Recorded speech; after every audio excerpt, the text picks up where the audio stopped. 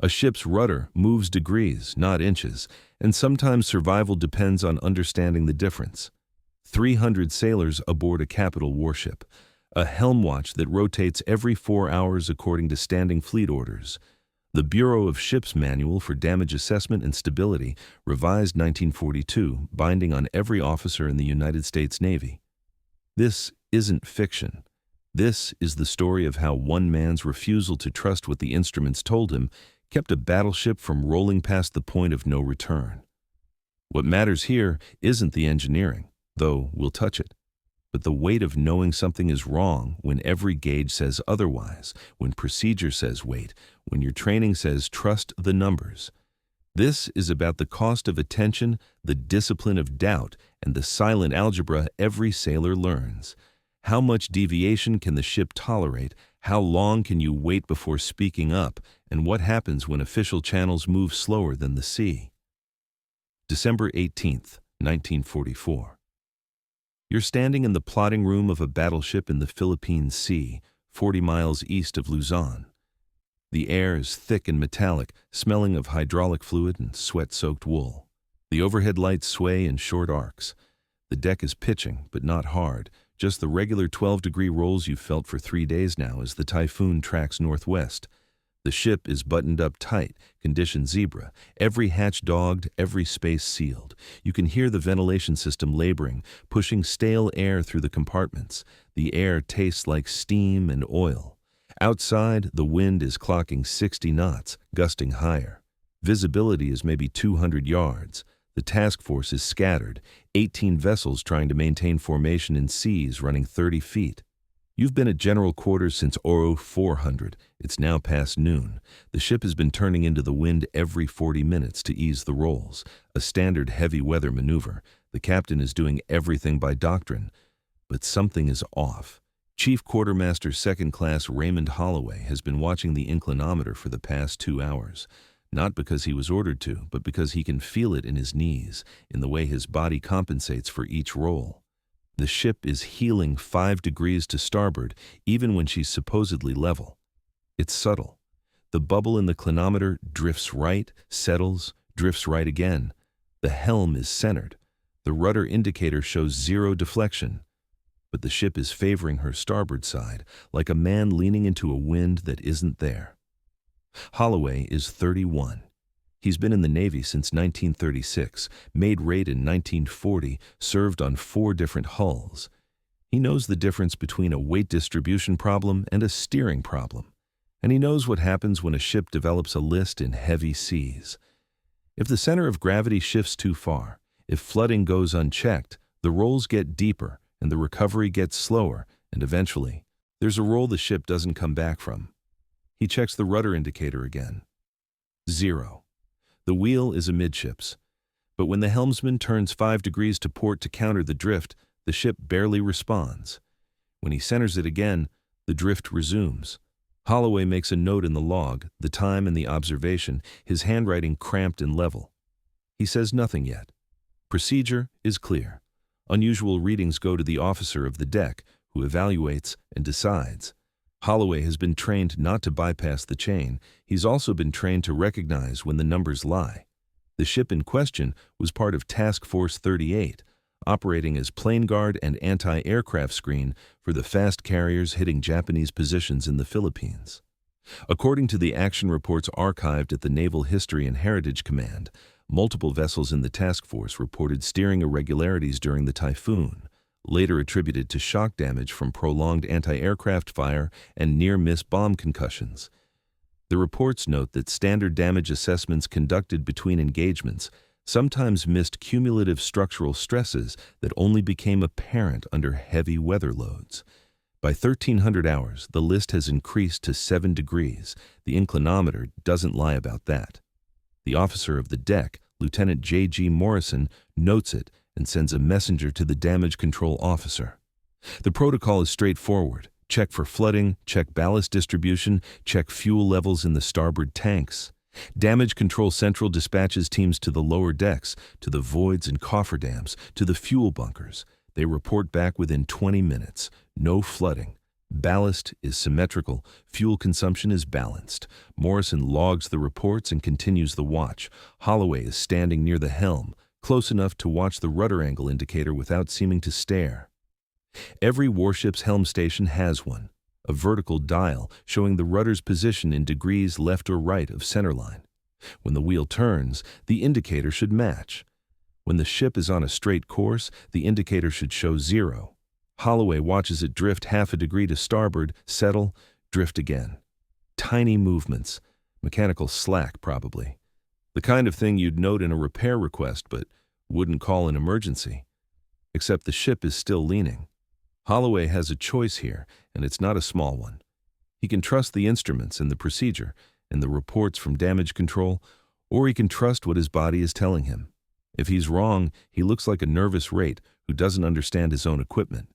If he's right and he says nothing, the ship might go over. The Navy teaches you to respect the chain of command and to speak up when safety is at stake, but it doesn't teach you how to do both at the same time when they conflict. At 13:30, Morrison orders another turn into the wind. The ship heels to port as she comes around, reaches 20 degrees, holds, recovers to 10, then settles back to the 7-degree starboard list. Normal. Textbook heavy weather handling. Holloway steps closer to the helm. The helmsman, a seaman first named Torres, is gripping the wheel with both hands, knuckles pale. Torres is good at his job, smooth and responsive, the kind of helmsman who anticipates the ship's momentum and corrects before the swing gets wide. But now Torres is fighting something. Holloway can see it in the tension in his shoulders, in the way he's adding extra wheel to bring the ship back to course, and then having to take it off immediately to keep from oversteering. Holloway asks quietly, "How's she handling?" Torres doesn't take his eyes off the compass. "Mushy, Chief. Real mushy, like there's a lag." "How much lag?" 3-4 seconds, longer when she's rolling. Holloway watches the rudder indicator. When Torres puts on 10 degrees of left rudder to counter a gust, the needle moves to 9.5. When Torres centers the wheel, the needle drifts back to half a degree right. Not 0. Half a degree right. It's a tiny thing. In calm seas, you'd never notice. In formation steaming, the helmsman would compensate instinctively. But in 30-foot seas with a ship already carrying a list, half a degree of unintended rudder angle is enough to create a turning moment, and a turning moment in a beam sea can deepen a roll into something worse. Holloway makes his decision. He crosses the pilot house to Morrison and speaks quietly, close so the rest of the watch doesn't hear. "Sir, request permission to check the steering engine room." Morrison looks at him. "Damage control already checked the lower spaces." "Yes, sir, but the rudder indicator's drifting. Half a degree to starboard, maybe more. I'd like to verify it's mechanical, not a steering gear fault." Morrison considers. He's 24, 3 years out of the academy, smart enough to know what he doesn't know. He glances at the clinometer, at the helmsman's grip on the wheel, at the rudder indicator. He sees the drift now that Holloway's named it. "Go," Morrison says. "Take someone with you. Report back in 10 minutes. Holloway picks a machinist's mate named Keller, a quiet kid from Indiana who knows the steering machinery better than the manual does. They go aft and down, through passageways lit by red battle lanterns, through hatches that require 2 hands to unseal. The noise increases as they descend, the roar of the ventilation blowers, the groan of the hull working in the seaway, the hiss of steam lines. At the bottom of the ladder, they reach the steering engine room, a cramped space dominated by the hydraulic rams that move the rudder. The steering engine room is always loud, always hot, always damp with condensation. Right now, it's pitching through a 15-degree arc every 12 seconds, and the motion is worse here at the stern, a slow, violent pendulum that makes every step deliberate. Holloway braces against a stanchion and watches the machinery. The hydraulic rams are cycling, smooth and powerful, translating the helm's commands into the physical movement of the rudder. There's no visible leak, no sheared pin, no jammed linkage. The machinery is doing its job. But Holloway isn't looking at the machinery. He's looking at the rudder position indicator mounted on the bulkhead, a mechanical gauge connected directly to the rudder post. It shows the actual position of the rudder, independent of the helm's input, and it's showing half a degree to starboard. Keller sees it too. He checks the helm order indicator, the signal from the bridge telling the steering gear where to move the rudder. It's showing 0, centered, neutral. The helm's calling for 0, Keller says, but we're giving them 0.5 starboard. Holloway nods. Can you fix it? Keller moves to the control station, a panel of valves and gauges that regulate the hydraulic pressure. He checks the pressure lines, the relief valves, the manual override. He traces the linkage with his hands, feeling for slack, for wear, for anything out of alignment. After 2 minutes, he finds it. A tension spring on the feedback linkage, part of the system that tells the helm where the rudder actually is, has stretched. Not much, maybe 1/8 of an inch, but enough to create a false 0. The rudder thinks it's centered when it's actually deflected 1/2 degree to starboard. I can adjust the feedback rod, Keller says. Bring the 0 back to true 0. 5-minute job, maybe less. Will it hold? Should. The spring's worn, not broken. We'll need to replace it in port, but the adjustment should keep us honest till then. Holloway looks at the gauge again, at the 1/2 degree offset that shouldn't be there. 1/2 degree doesn't sound like much, but when a ship is rolling, when the seas are hitting her from the beam, that 1/2 degree creates a constant bias, a tendency to turn into the roll instead of recovering from it. It's subtle, it's cumulative. And if the rolls get deep enough, it could be the difference between coming back upright and going over. Do it, Holloway says. Keller pulls a wrench from his belt and loosens the lock nut on the feedback rod. The rod is a simple piece of machinery, a metal shaft that connects the rudder post to the control system, translating physical position into an electrical signal. By adjusting the length of the rod, Keller can recalibrate the 0 point. He turns the rod a 1/4 turn, checks the gauge, turns it another 1/8. The rudder indicator moves from 1/2 degree starboard to 0, true 0. He tightens the lock nut. Holloway checks the helm order indicator to make sure it still reads 0. It does. The rudder is now centered, mechanically and electronically, with no bias, no drift, no hidden offset. They climb back to the pilot house. The motion feels different now, or maybe Holloway just wants it to. Morrison is still at his post, watching the clinometer. Holloway reports, steering gear feedback linkage adjusted, rudder now reading true 0, no other faults observed. Morrison nods and makes a note in the log. He doesn't announce it. There's no drama. The watch continues. But over the next 20 minutes, the ship's behavior changes. The list diminishes.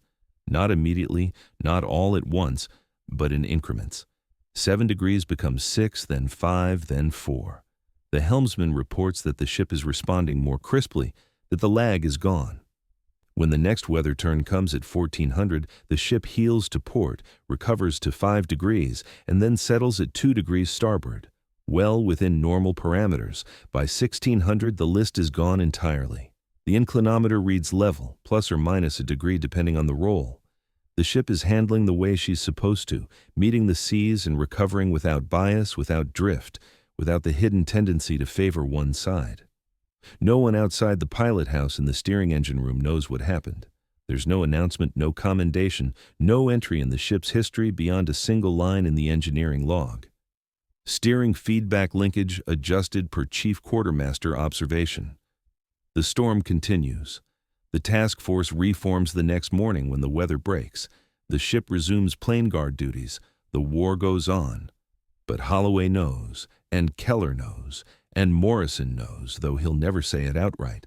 They know that a 1/2 degree offset in the rudder, invisible to everyone else, undetectable by standard damage control procedures, was enough to destabilize the ship in heavy seas. They know that if Holloway hadn't been paying attention, if he hadn't trusted what his body was telling him over what the instruments said, the ship might have rolled past the point of no return during one of the next weather turns. What's harder to quantify is the cost of that attention. Holloway wasn't ordered to watch the rudder indicator. He wasn't assigned to troubleshoot the steering gear. He did it because he felt something was wrong, and he pursued it despite the risk of looking foolish, despite the fact that every official check said the ship was fine. That kind of vigilance isn't in the manual. It's not something you can train. It's the accumulated instinct of years at sea, the knowledge that sometimes the instruments lie, that sometimes the numbers don't capture the whole truth. Naval architecture treats stability as a mathematical problem: center of gravity, center of buoyancy, righting moment, metacentric height. The formulas work. They're precise. But they assume the ship is doing what the instruments say it's doing, that the rudder is where the gauge says it is, that the feedback systems are accurate. When that assumption breaks down, even slightly, the math becomes a trap. You trust the numbers, and the numbers betray you. The typhoon of December 1944 sank 3 destroyers and damaged 9 other ships. Over 700 men died. The official inquiry, conducted by Admiral Nimitz and documented in the investigation report held at the National Archives, cited a combination of factors: inadequate weather forecasting, poor fuel distribution, and the inherent instability of Fletcher-class destroyers when riding light. The report recommended changes to weather routing, fueling protocols, and damage control training. It did not mention rudder feedback linkages. It did not address the problem of cumulative mechanical wear that only becomes critical under stress. That was too small, too specific, too dependent on the vigilance of individual sailors to be captured in fleet-wide policy. But on one ship at least, that vigilance made the difference.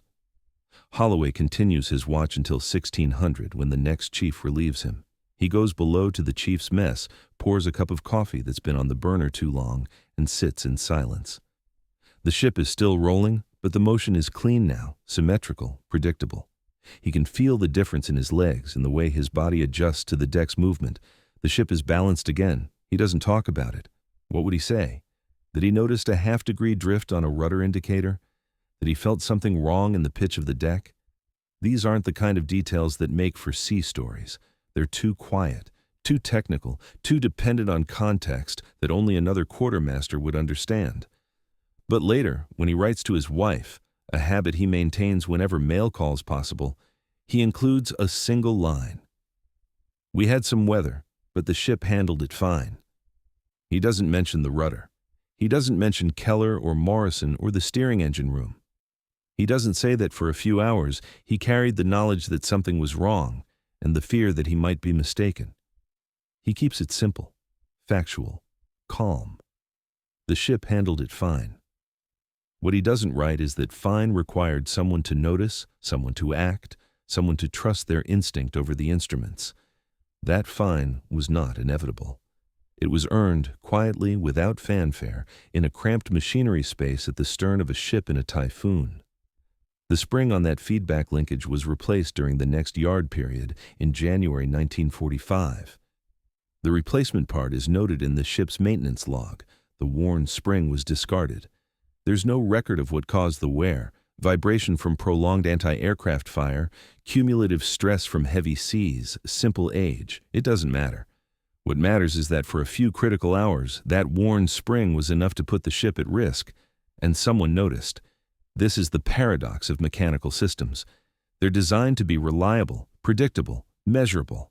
But reliability depends on maintenance, and maintenance depends on detection, and detection depends on someone paying close enough attention to see what the gauges miss.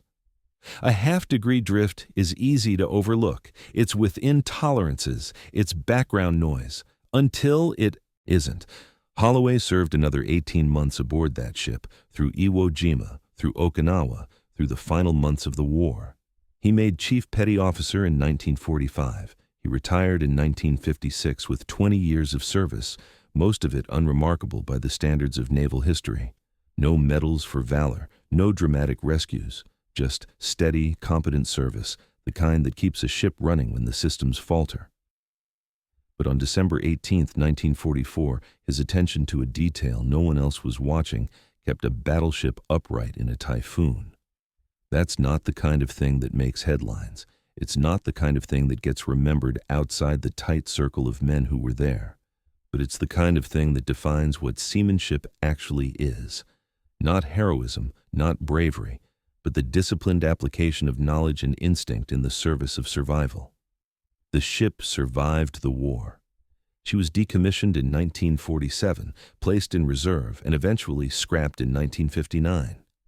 Her bell and her nameplate are preserved in a naval museum. Her action reports, her deck logs, her engineering records are archived and available to researchers.